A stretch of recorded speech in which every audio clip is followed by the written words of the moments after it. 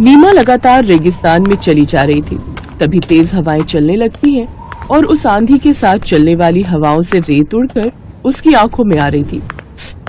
ये बार बार रेत उड़कर मेरी आंखों में आ रही है। यहाँ तो आंख धोने के लिए पानी भी नहीं है, अब क्या करें। आंखों में बार बार रेत जाने की वजह से बेचारी नीमा परेशान हो रही थी कि तभी एक बिच्छू आकर उस पर चढ़ जाता है। ये बिच्छू, दूर हट मेरे से। हे भगवान, ये मैं कहाँ आकर फंस गई।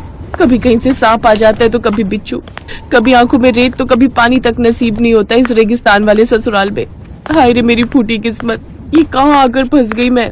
आखिर कैसे नीमा इस रेगिस्तान तक पहुंची, ये जानने के लिए हमें इस कहानी की शुरुआत में जाना होगा। नीमा मुंबई के जुहू बीच के पास झोपड़ी बनाकर उसमें रहती थी।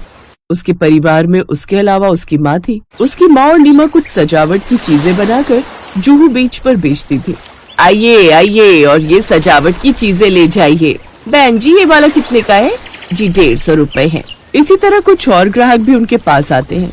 शाम को वो दोनों माँ बेटी अपनी झोपड़ी में लौट आती हैं।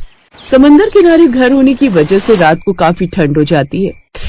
ओह माँ, आज तो कितनी ठंड लग रही है। पास में ही जुहू बीच है ना बेटी, इसलिए ठंडी हवा आ रही है। रुक, मैं अभी चूल्हा जला देती हूँ, उससे थोड़ी गर्माहट हो जाएगी।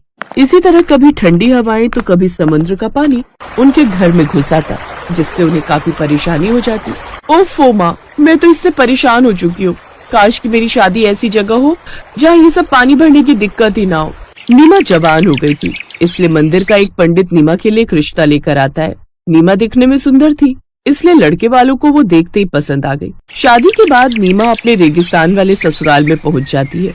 नीमा पहली बार रेगिस्तान आई थी, इसलिए वो जैसे ही जमीन पर पैर रखने लगती है, उसके पैर जमीन में धंसने लगते हैं। अरे ये क्या, ये मेरे पैर बार बार इस जमीन में क्यों जा रहे हैं? क्योंकि बहू, अगर ऐसी हील वाली चप्पल पहनकर तू रेगिस्तान में चलेगी तो पैर अंदर ही जाएंगे, इसलिए हम लोग यहाँ पर ये जूतियां पहनकर घूमते हैं।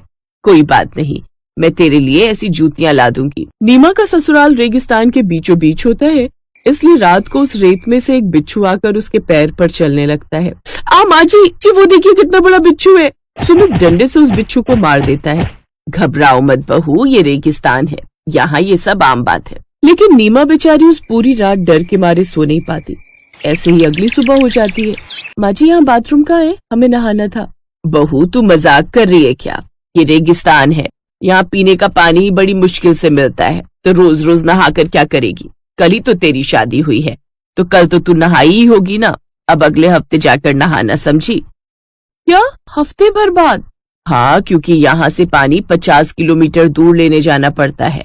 हम लोग हफ्ते में 2 बार जाकर पानी ले आते हैं, जिसमें से ज्यादा पानी हम पीने और खाना बनाने के लिए रखते हैं।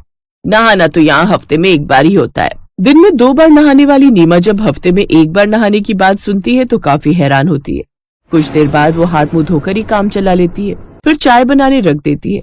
कुछ देर बाद उसकी सास गायत्री उसे दूध लाकर दे देती है। ये ले बहू दूध, अब इसकी चाय बना दे। माँ जी, दूध लाने में देर कर दी। गौशाला यहाँ से दूर है क्या? क्या कहा बहू, गौशाला? अरे ये तो ऊंट का दूध है, भला रेगिस्तान में गौशाला कहाँ से आएगी? क्या, ऊंट का दूध? छी छी, ये तो सुनकर ही उल्टी आ रही है। भला इसकी चाय कोई कैसे पी सकता है? ये रेगिस्तान है बहू, यहाँ सब ऊंट की चाय ही पीते हैं। तेरे लिए यहाँ गाय और भैंस कहाँ से आएगी? चल अब जल्दी से चाय बना कर दे। अब नीमा को भी मन मार कर वो ऊंट के दूध की चाय पीनी पड़ती है। ऐसे कुछ दिन बीतते हैं। एक दिन, माँ जी, ये रोज रोज अब गट्टे की सब्जी और बाजरे की रोटी बनाकर दे देती हो, मुझसे रोज रोज ये खाना नहीं खाया जाता। अरे हमारे यहाँ तो सब रोज यही खाते हैं, जानती भी है बाजरे की रोटी के कितने फायदे हैं। चल अब नाक मत सिकोड़ और जल्दी से खा ले। जैसे तैसे नीमा मन मारकर फिर से वो खाना खाती है, फिर घर की साफ सफाई में लग जाती है। लेकिन वो जितनी बार भी अपने उस मिट्टी के घर में झाड़ू लगाती, बार बार रेगिस्तान से मिट्टी उड़कर आती और घर में भर जाती। हे भगवान, मैंने तो क्या क्या सपने देखे थे अपने रेगिस्तान वाले ससुराल को देखकर, लेकिन यहाँ तो जैसे मुसीबतें ही नहीं खत्म होती। अगले दिन वो अपनी सास के साथ मिलकर पानी लेने चली जाती है। वो लगातार चलती जा रही थी। चलते चलते वो काफी थक गई थी। माँ जी, और कितना चलना पड़ेगा? बस थोड़ी दूर, अभी तो हम 40 किलोमीटर ही आए हैं, 10 किलोमीटर अभी बाकी है। उस दिन उसे पानी की अहमियत समझ में आई। ऐसे ही कुछ दिन बीत गए। एक रोज नीमा के सपने में एक पेड़ आया, जहाँ पर खुदाई करके उसे कुआं मिला, जिसमें ढेर सारा पानी था। वो बहुत खुश हुई, लेकिन तभी उसका सपना टूट गया और वो नींद से जाग गई। उसे समझते देर नहीं लगी कि वो महज एक सपना था। 2 दिन बाद वो अपनी सास के साथ ऊंट का दूध, घी और माखन बाजार में बेचकर लौट रही थी। तभी उसकी नजर उस छोटे से कैक्टस के पेड़ पर जाती है जो उसके सपने में आया था। अरे, ये तो वही पेड़ है, और ये रस्सी, ये भी वही है। मीमा जल्दी से उस रस्सी के नीचे की मिट्टी को खोदने लगती है। बहू, ये तू क्या कर रही है? खोदते खोदते कुछ देर बाद गीली मिट्टी उसके हाथ लगती है। अरे बहू, ये तो कमाल हो गया। रेगिस्तान में पानी, वो भी हमारे घर के इतने पास। इसका मतलब मेरा सपना सही था। मीमा आसपास के लोगों को बुलाकर उस जगह को खुदवाती है जिसके नीचे एक कुआं मिलता है जो कि पानी से भरा हुआ था। ये देख वो सब बहुत खुश होते हैं। अब रेगिस्तान में पानी के लिए तरसने वाले लोगों की मुश्किल दूर हो गई थी और अब वो सब खुशी खुशी अपना जीवन यापन करने लगे।